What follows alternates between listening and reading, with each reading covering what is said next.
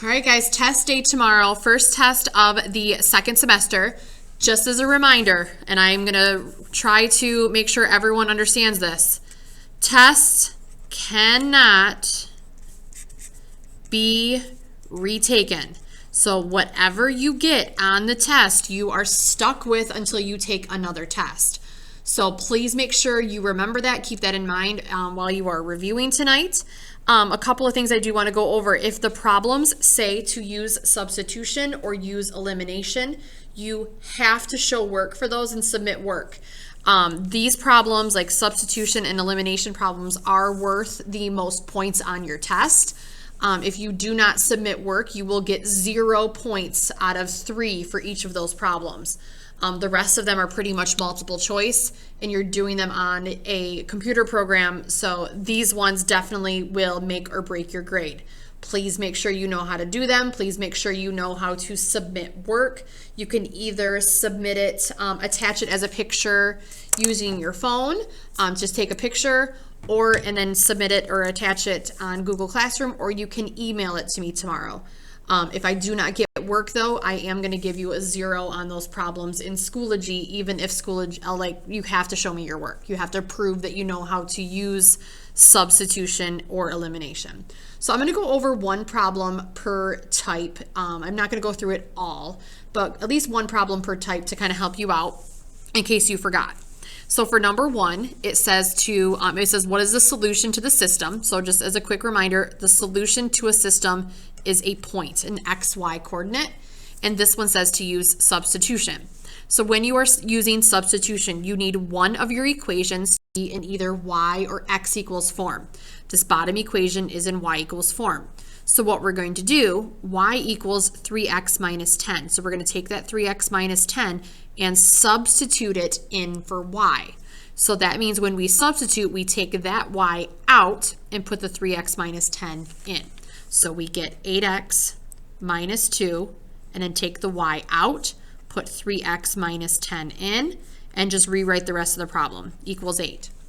At this point, if you look here, we do have just x's, so that means we can solve.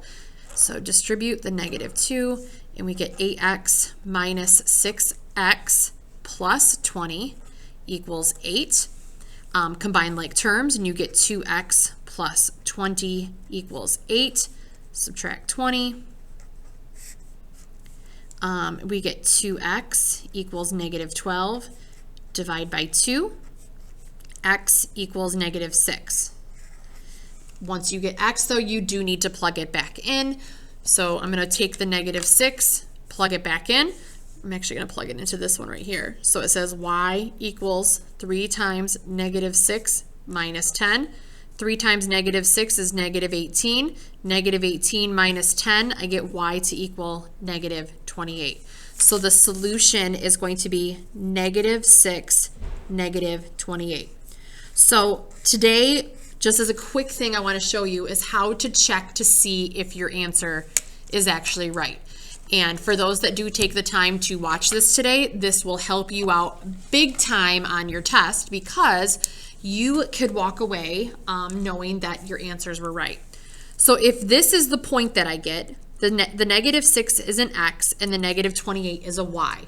So to double check and see if that's right, I can go into one or both of the equations. I'm just going to plug it into one of them. And I'm going to plug the -6 in for x, the -28 in for y, and I should get the left and the right-hand side to be the same. So I'm going to do 8. Instead of x, I'm going to put in a -6 minus 2. Instead of a y, I'm going to put in my answer times -28, and I'm going to hope that that equals 8.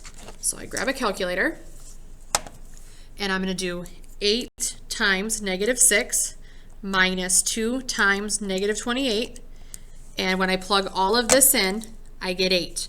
And last time I checked, 8 equals 8. So that way I know that this is 100% correct.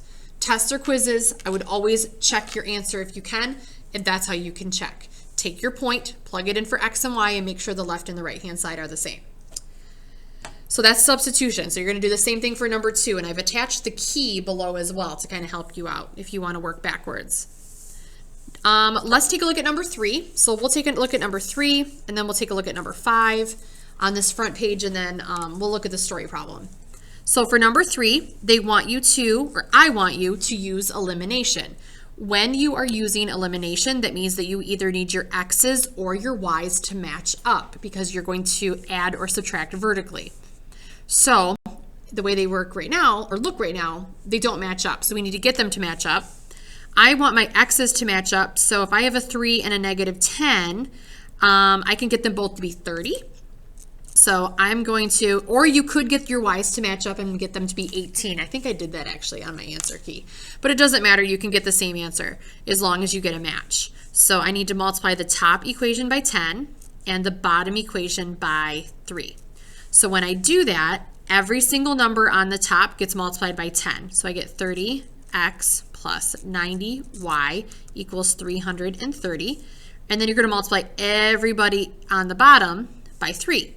So you get negative 30x minus 18y equals negative 4, 8, 12, 42. So now we have a match here. They are opposite signs, so I'm going to add them because 30 plus negative 30 is 0.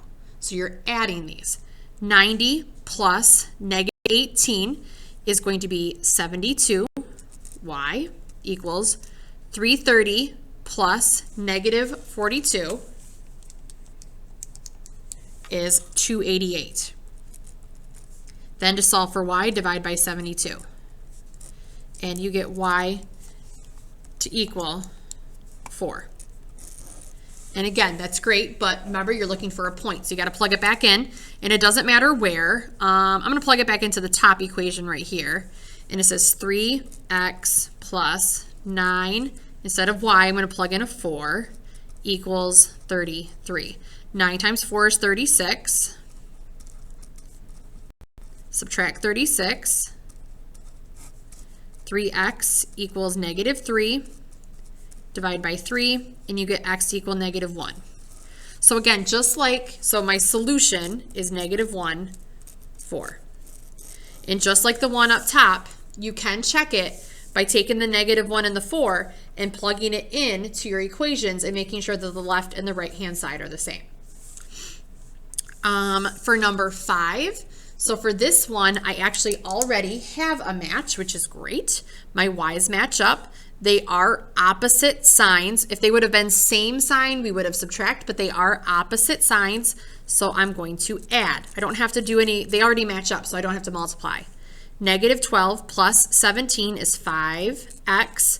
Negative 1 plus a positive 1 is 0 equals 6 plus 4 is 10. Then divide by 5, and you get x to equal 2. But again, you're not just solving for x, you got to solve for y as well. So I'm going to plug it into the bottom one here, and it says 17x, so times 2, plus y equals 4. 17 times 2 is 34. Subtract 34. Y equals negative 30. So then my solution is going to be 2 comma negative 30. And again, you can check this. Take the 2, plug it in for x. Take the negative 30, plug it in for y into one or both of these, and check and see if you get the right-hand side of the equation. If there's any other questions on these, please reach out tonight. I'm available.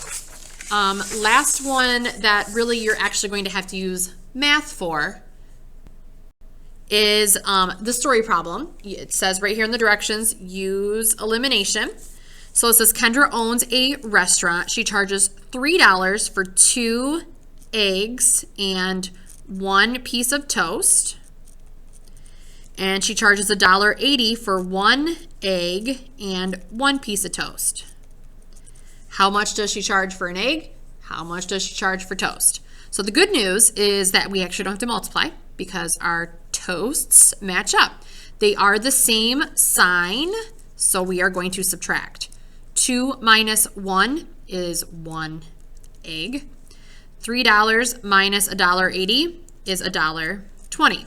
So for an egg, you are going to pay $1.20. Then after you figure out how much your eggs cost, you got to plug it back in to figure out how much toast cost. So I'm going to plug it actually into this bottom equation here where it says 1 egg, so $1.20, plus 1 piece of toast equals $1.80. So subtract $1.20, and you find that your toast is 60 cents. Don't put 0.6. I know that you guys have been solving and getting like 1.2 and 0.6, but remember, we're talking about money here. So you have to have 2 place values. And that's all you would have to do there. Now, when you get down here to 8, 9, and 10, these are, when it says to use a graph, that is where you can plug into Desmos. So these 3 right here, you're going to plug into Desmos, and you're going to look for the point where they cross. And remember, if your lines do not cross, then it's all solutions. And if you end up graphing, and you do not have to transform these equations, leave these equations exactly how they are and plug them in. If you have parallel lines, that means that it's no solution. And if you graph one line and then you go and like plug in the other one and it graphs the same line again, so if it's the same line, that is all solutions or infinitely many solutions. So kind of keep that in mind as you're graphing. So these ones right here, you're going to use Desmos for here all the way to actually the whole entire rest of the review. 11, make sure you are plugging these in, check them out, plug them in, which one of these actually is this graph. Pay attention to the y-intercept. Like for instance, this line is crossing through +4. Well, I'm going to kind of eliminate problems right away. Here's a +4, here's a +4, that's -4. So I don't even have to try those ones. These are my only 2 options. Same kind of idea here. My line is crossing through -4, so that's not an option. That's not an option. So it's kind of eliminating some options here. And look, it's a solid line. 13, this is a dashed line, so that means this one's out and this one's out. And so you just would have to try these 2 out. That's it. So just make sure you're using Desmos on these. Try them out, see how you do.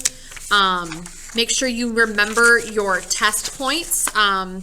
So if I had like y is less than or equal to 2x plus 5, and I plugged a test point in of 0, 0, would you shade where 0, 0 is? Well, to check that, we take 0, plug it in for x, take 0, plug it in for y, and we would get y is less than or equal to 2 times 0 plus 5. And you would get 0 is less than or equal to 5, which is true. So yes, you would shade where that point is, or yes, that would be a solution. So it's test point or like a solution point kind of thing. I think that's it. I know I went kind of quick, but again, you can pause, rewind, all that fun stuff. A lot of this is in Desmos, except for the first page or problems 1 through 7.